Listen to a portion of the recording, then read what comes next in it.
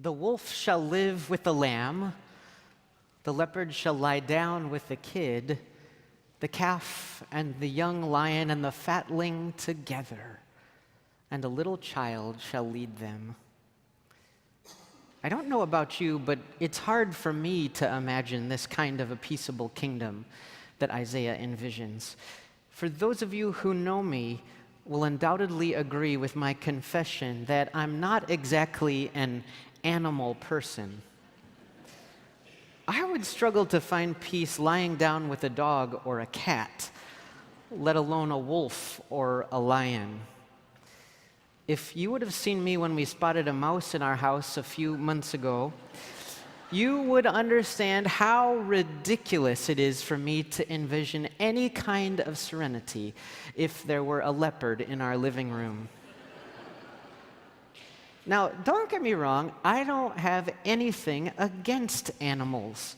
I'd be fine if the animals all got together and had a peaceable kingdom of their own, assuming there was a big, beautiful wall or at least an invisible fence that was standing between me and them. It's hard for me to imagine being part of Isaiah's vision of this furry, four-legged, peaceable kingdom. It's much easier for me to identify with Woody Allen's interpretation of this prophecy. The lion may well lie down with the lamb, but the lamb won't get much sleep. Literally speaking, I've spent many restless nights anxiously counting mice instead of sheep. And metaphorically speaking, we all spend many sleepless nights counting the lions and wolves that threaten our picture of peace in our life. We know, each in our own way, what it is like to feel vulnerable to others who have more power or influence or position or wealth or talent than we do. And though there may not have been any actual wolves roaming around the manger, Jesus, the little child sent to lead us, was certainly no stranger to being threatened by those who coveted power and influence, beginning with King Herod on Christmas and ending with Pontius Pilate on Good Friday.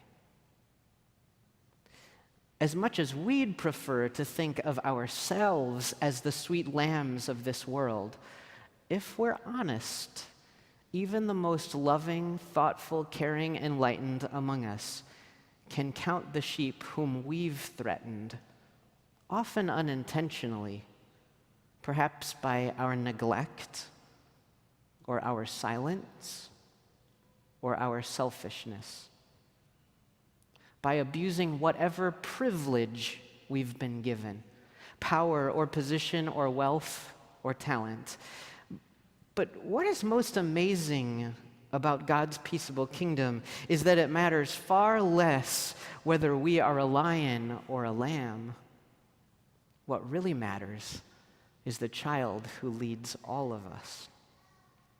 What really matters is that ours is the God of the sheep and the wolves.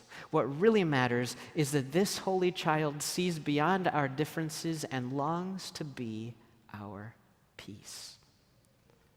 Isaiah's vision and God's dream is not realized until the wolf and the lamb lie down together, until the wolves no longer hunger and the lambs no longer fear, until we break down the dividing wall and become one. The challenges of our divided world can seem too big for us. It can feel like we are but one lamb in a wood of wolves. But, my friends, Jesus came to show us how to be a lamb in a wood of wolves. When fear came his way, he kept the faith. When hate came his way, he loved. When the entitled challenged him, he humbled himself. When despair came, he had hope. When a stranger came, he became a friend. The challenges of the world can seem too big for us, and we start to feel like there is precious little we can do. But my friends, the little we can do is precious. When Jesus said, "Feed my sheep," he wasn't asking powerful politicians and institutions to solve the systemic problems of hunger and homelessness. Jesus was asking us to simply welcome the hungry to sit beside us at our table, and to welcome the homeless to rest beside us in our home. Jesus broke down the religious and cultural walls of his time and welcomed everyone to the table, not just a privileged few. You remember the stories. Jesus sat between the leper and the tax collector, between the prostitute and the zealot, between the fisherman and the wealthy woman, between the Pharisee and the Sadducee. If Jesus were here today, I would imagine we would find him sitting between an undocumented migrant worker and a registered sex offender, between an HIV-positive drug addict and a Syrian refugee, between a corrupt televangelist and an abusive bishop, between an adult film actress and a bigoted politician, between a pregnant teen mother and an alcoholic father, between a Vietnam veteran and a Holocaust survivor, between a grieving widow and a cheating husband, and between an abandoned child and an abusive parent. If Jesus were here with us today, whom would he see beside us at our table? My husband and I have recently been certified as foster parents in the state of Nebraska. We are thankful indeed to now have the opportunity to help take care of children who might otherwise not have a safe place to call home. As Brent and I attended the classes and heard several case studies about the traumatic situations that lead children to foster care, our hearts would break again and again. We were humbled, though, to realize that while we can't by ourselves cure hunger and homelessness, we can open our home and share our food to cure hunger and homelessness of at least one child for at least one day at a time. It's worth mentioning how grateful Brent and I are that we are now allowed to help. Remember, it was just a few years ago that there was a big, beautiful wall that prevented our marriage from being legally recognized. And that same wall prevented us from opening our home to children in need. We are grateful to be on this planet at a time where this wall has been broken down, and not by a radical act of violence or malice by a few bad people, but through countless acts of grace and love by so many good people, including many of you. Thank you.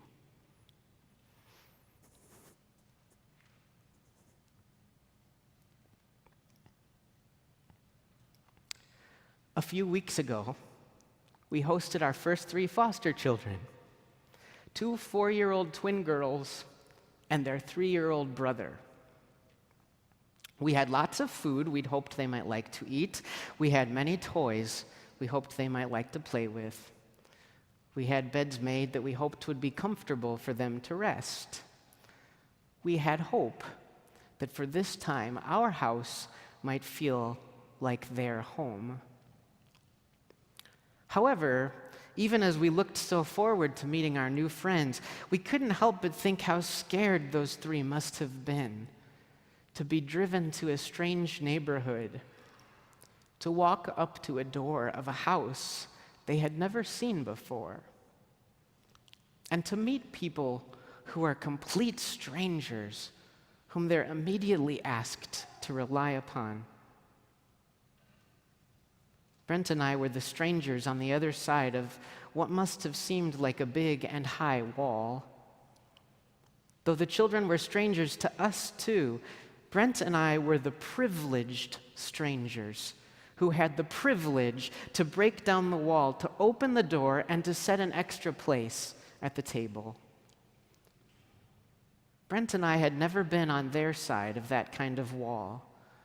We had not experienced, even for a moment, a life without an address, a day without food, or a night with no place to lay our head.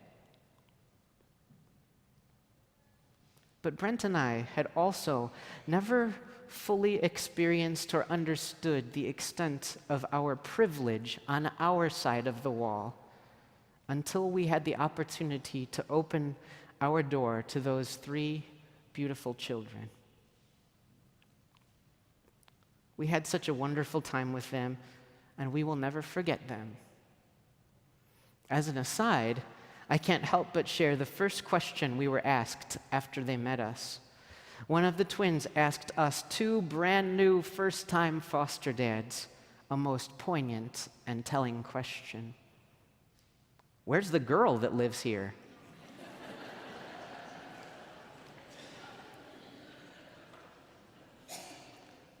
And though we paled in comparison, we did our best nonetheless to help brush their hair, clear their faces and hands, as our mothers had so graciously done for us.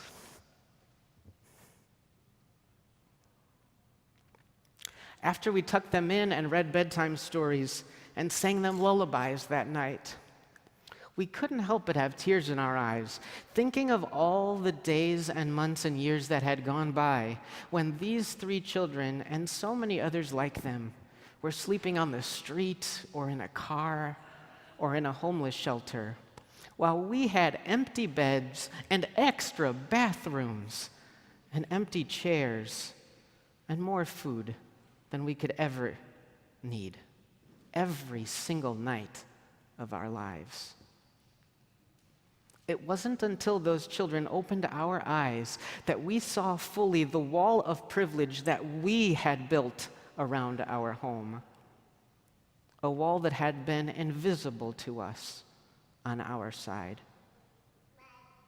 It wasn't until those 6 little feet crossed the welcome mat that we realized how long we'd been abusing our privilege and neglecting to break down that wall.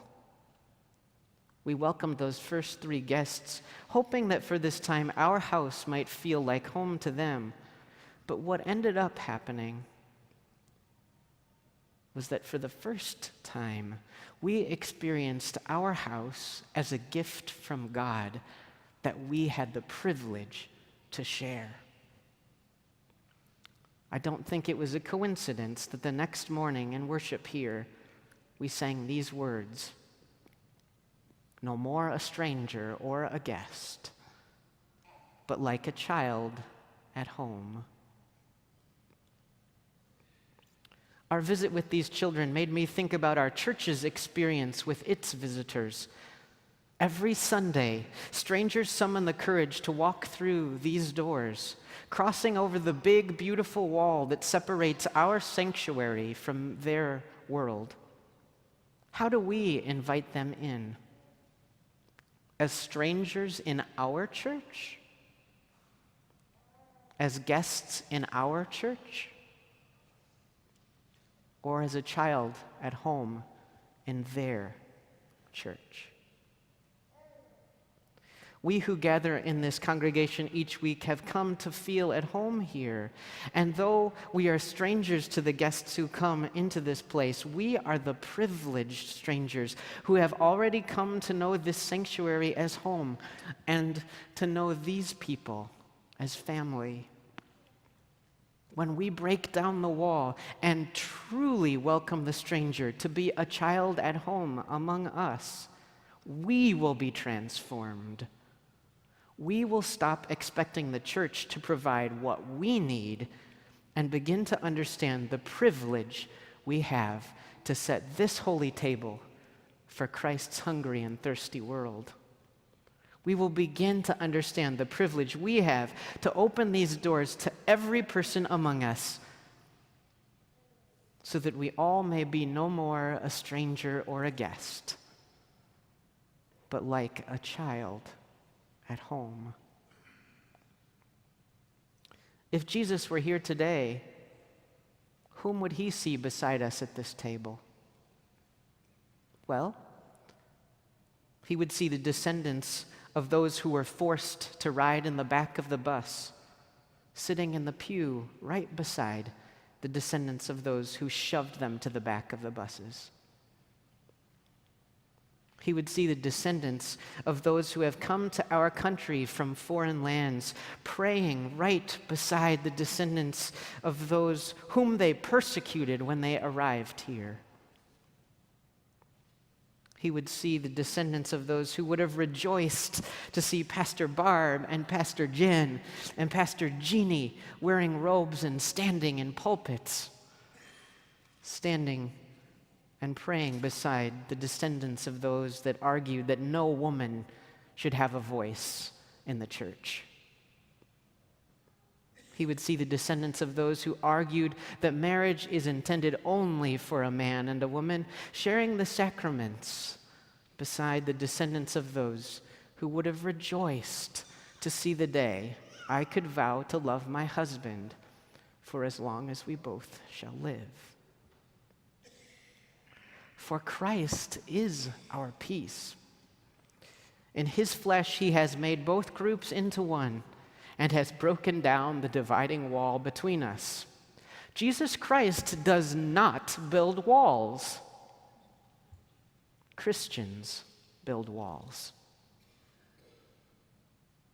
Faith does not build walls.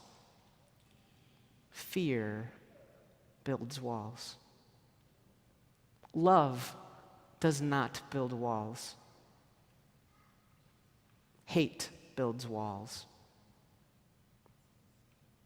Understanding does not build walls. Ignorance builds walls.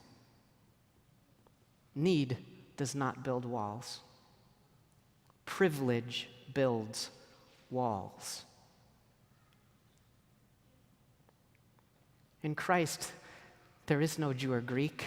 There is no longer slave or free. There is no longer male or female. And in the Tom Trenney translation, it goes on. There is no longer black or white. There is no longer gay or straight. There is no longer Republican or Democrat. There is no longer American or foreigner. For all of us are one in Christ Jesus. The wolf shall live with the lamb. The leopard shall lie down with the kid. The calf and the young lion and the fatling together. Because, my friends, a little child still leads us. A little child who gave up all his God-given privilege to break down every wall that could separate us, even the wall of death. Hear the good news. For Christ is our peace. And when we love one another in Christ, there is no stranger.